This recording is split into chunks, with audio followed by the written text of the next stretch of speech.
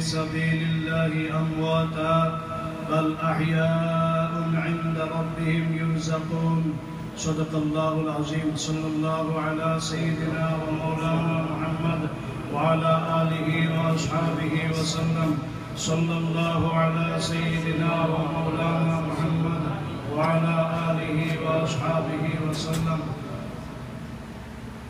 حضرت علامہ বিলফারি সাহেব কিল্লা রহমতুল্লাহ আলাইহির ইসালে সওয়াব উপলক্ষে আয়োজিত আজকের এই ইসালে সওয়াব মাহফিলের সম্মানিত সভাপতি সাহেব, উপস্থিত হযরত উলামায়ে কেরাম, মুরব্বিয়ানে আযম, আমার যুবক ভাইয়েরা, আল্লাহ রাব্বুল আলামিনের দরবারে আলিশানে লক্ষ কোটি শুকরিয়া।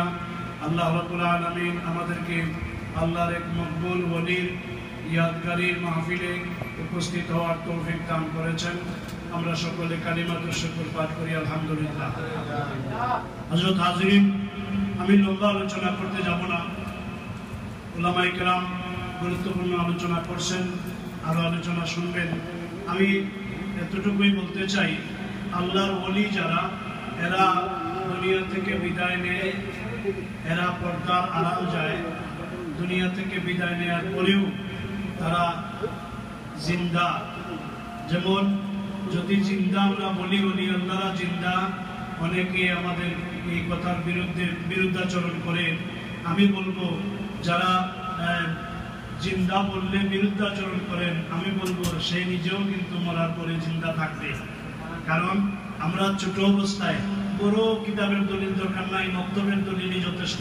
আমরা পড়ছি ওয়াল বাসি বাদাল মাউত, কি বলেন আপনারা পড়ছেন তো?